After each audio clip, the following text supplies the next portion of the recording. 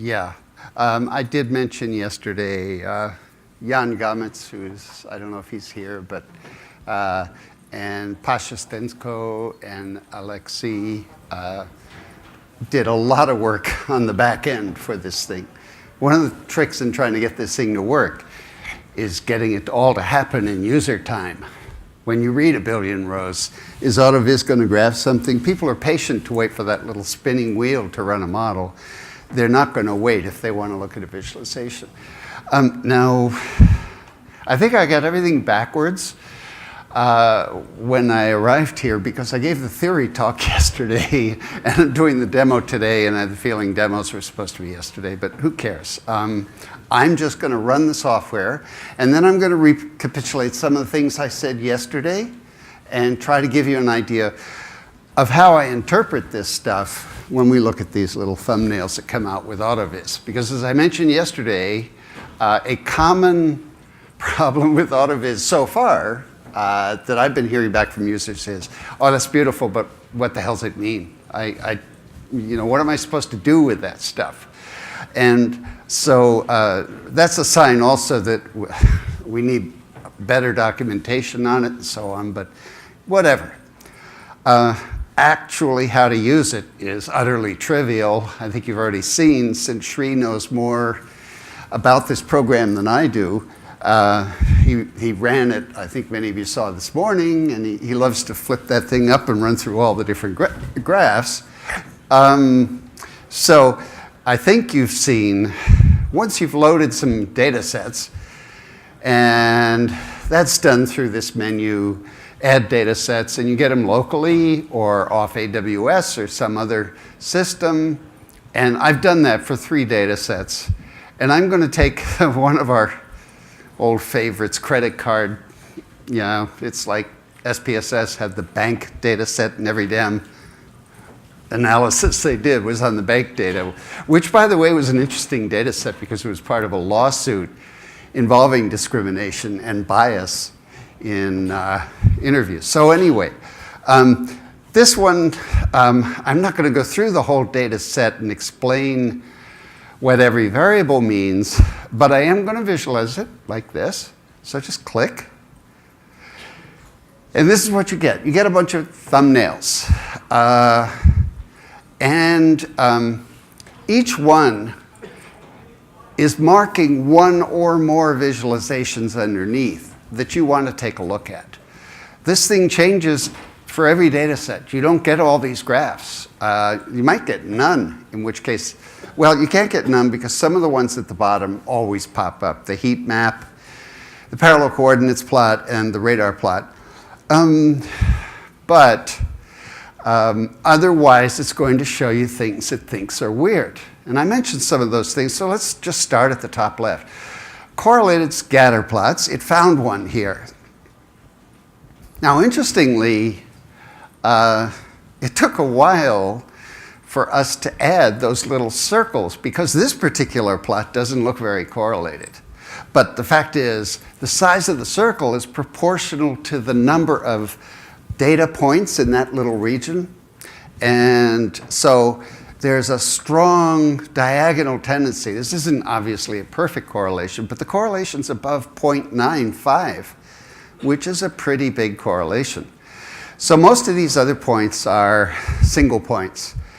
Now, I'm not going to obsess about this if I were modeling with this data set. I did say yesterday, try not to include bunches of variables that are correlated 0.999 or whatever. You're really making what I consider at least to be a bad model. However, I'm going to pass over, and I think that's no big deal. It's bill amount 1 and bill amount 2 in the data set, so it's not surprising, given their names even, that there might be a strong relationship. But I'll close this. And I'll move on to skewed histograms. Now, there's nothing evil about a skewed histogram. Suppose I were modeling bill amount 1. My instinct as a statistician would be to consider something like a Poisson model, although these are amounts, and Poisson's good for counts and others, so it might be log, normal, or some other types of models where the error term is a very long upper-tailed kind of distribution. But I ought to pay attention to that because, and just ask, is the model I'm using to predict this variable, if this were the dependent variable, is that model reasonable for such a skewed distribution? And say it's a decision tree. If it's this skewed, and you're going to make your first split on some predictor variables, you're now counting some statistic in there, right, based on your loss function. Suppose it's root mean square error. That's some y minus y hat squared, right? So what's your y hat? It's your predicted value. And in this case, for the classic CART model, a regression tree, you'd be computing a mean. And we've been taught in statistics, the mean's not such a good estimator for a skewed distribution. So right away we have to say, should I use one of the other loss functions for fitting these decision trees if I'm using a decision tree model? In this case, by the way, if I'm fitting a GLM, a generalized linear model, well, you have the choice of picking an error term in that model that actually models data like this variable. All right? And that would make perfect sense not to use ordinary least squares, but to pick one of the, say, Poisson error term or whatever. And that's easy to do in the menu for H2O driverless. So now that's dependent variables. If this isn't the dependent variable, it's an independent variable, less of a problem in that case. Because what you're doing is you're fitting some sort of expected value of y given x. It's just that those x's are not uniformly distributed or normally distributed on their own. But that's okay, because you're going to a block of x's, fitting a y value for your prediction. And so, but the transformation wouldn't hurt also if you actually decided to transform some of your x's.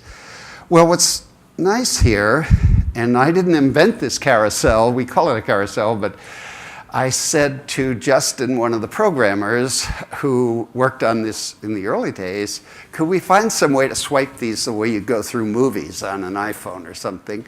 And he invented this, which I very much like. It's a pretty common interface now for a lot of web apps.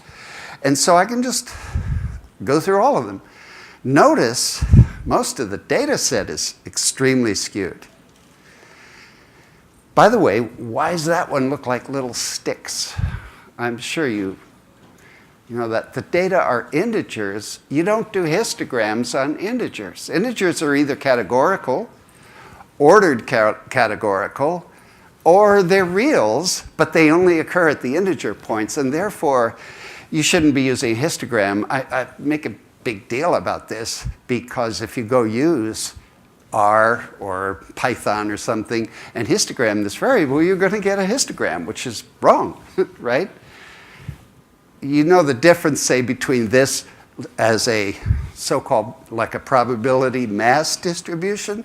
This is where the mass falls on each integer versus a histogram density estimator. So anyway, I'm making a big deal about it, but that took a little work in the software to go through and say, are they integers? Are they positive integers? And so on. If you had 1,000 different integer values, I'd be less inclined to think that I would have to do this. I might just draw a histogram at that point. This all depends on the local density of these displays. All right, enough of this.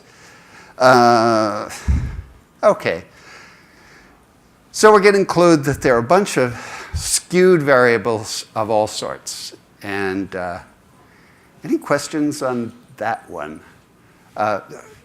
Do I have to use this thing over here? It's a small audience, so if anybody just wants to ask a question or type something, I'm happy to answer that. Okay? All right, let's move on. Oh, was there one? Oh, yeah.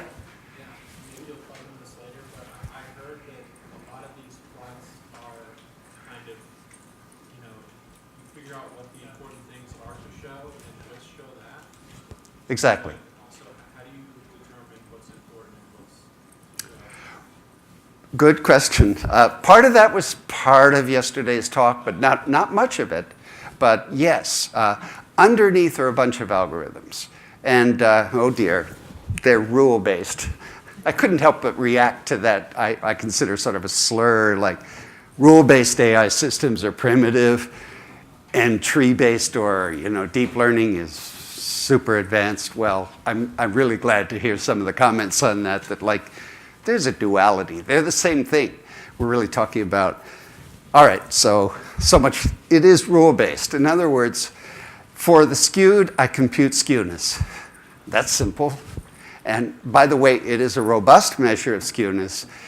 It's not the one you see in a stat book, sum all the third powers and, whatever, because that has problems with accuracy. But you basically take the median and the mean and find out how far separated they are.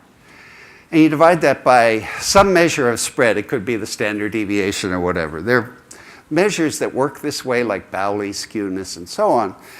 And the one I chose is a fairly recent skewness measure like that. Sort all the measures, and then highlight the highest ones. And given the number of graphs there are, you treat that like a distribution. And so you tally all those skewness measures against, I forget, I may have used a normal distribution or something. I'd have to go back to my code. It's about 2 years old on that, but that's the approach. Now, gaps is an interesting one, and this is a terrible example. I think the deficiency here was a bad choice of the number of bars for the histogram. If you drilled down or opened this thing up, you'd find there was a big gap in the center of those values. And the way that's done is through a test of Tukey's called gapping. And it looks for, it's not a test for bimodality, which might not be a bad thing to put in here, but it's a much more extreme test. That is to say, you're looking for a bunch of, in the histogram, bunch of points down here, then a relatively wide gap, and then a bunch of points up here, which is a pretty good signal that there are two subgroups in the data. If you want to get more sophisticated, you could look for multiple gaps. I look for a big gap using Tukey's algorithm. And I'll mention as we go through, and keep your question in mind, about other algorithms that get used in some of these choices. Now, this one does get printed all the time.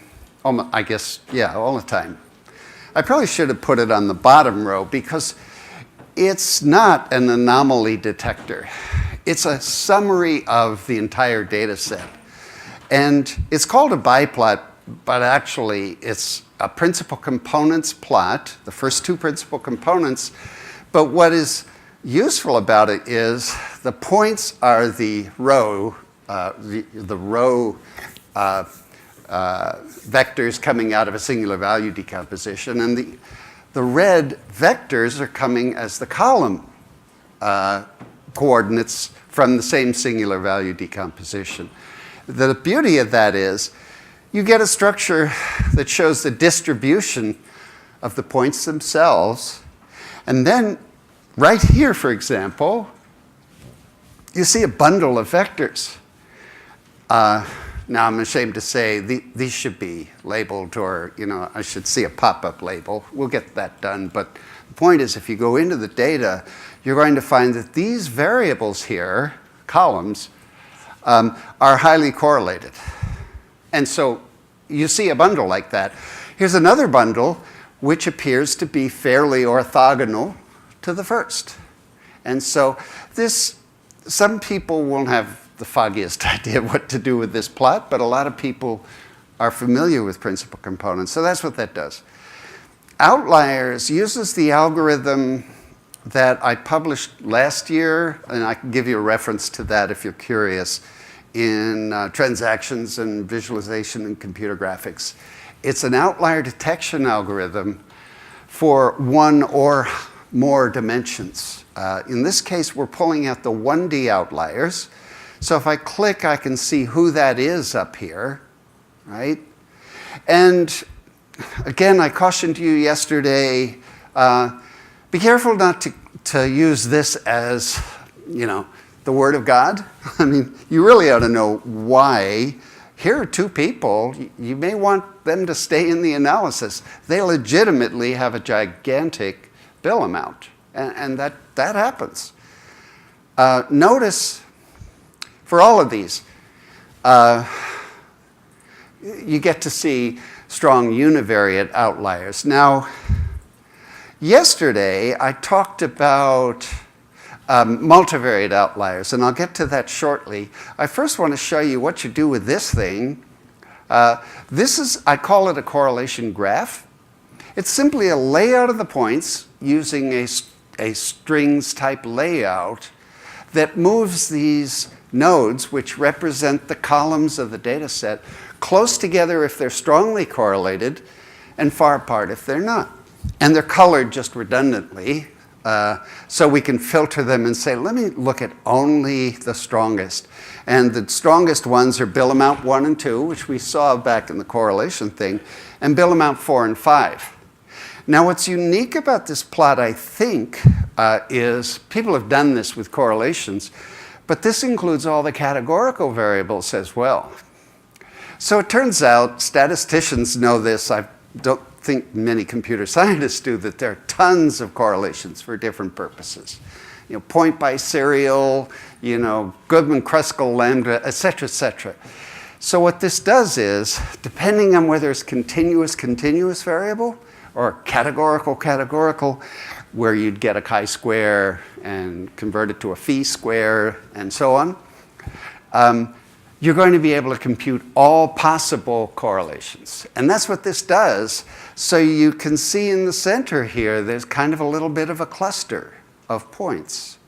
All right, moving on to parallel coordinates plot. And here's where, if you have multivariate outliers, you're going to see them.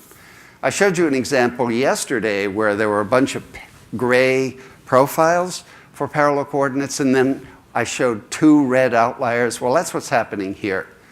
This profile is, let's brush it and say, it's ID 2198 out of that data set, and that's an outlier. And there are actually 2 outliers in this data set, there and there. That's 2 high-dimensional points which do not fit well, and actually that's fairly apparent, right, with all the other data points.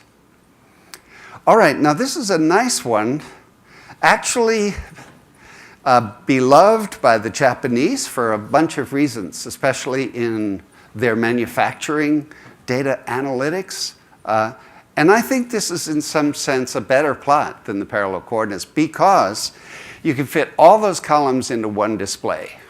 You have to keep in mind the angle, but actually it's exactly the same plot converted to parallel coordinates. So there are all those, I don't have to scroll through the way I did with parallel coordinates. Notice, by the way, the software does an automatic k-means cluster analysis, but a special kind.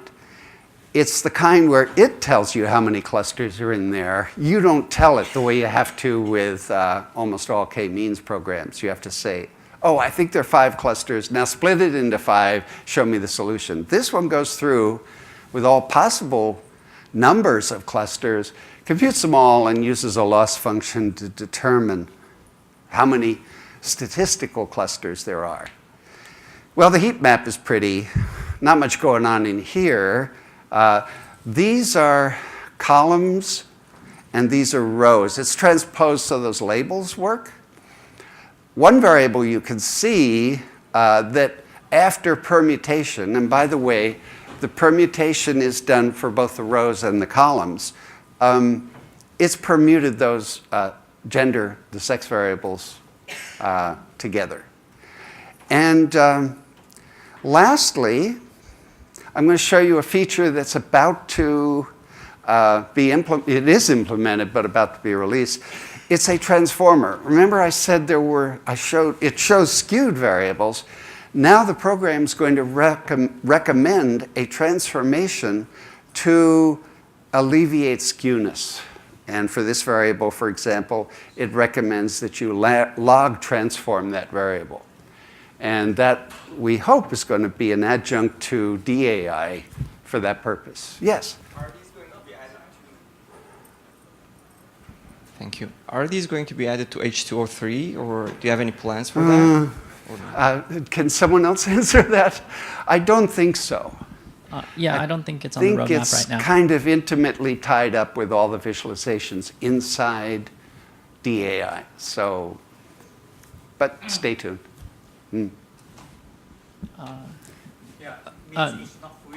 Sorry. So we do have we are at the end of the talk. However, if Leland, if you want to be available outside, maybe we anytime. Yes, definitely. Unfortunately, we do need to move on. So I would love to encourage you to chat with Leland individually. Yes. Mm-hmm. Thank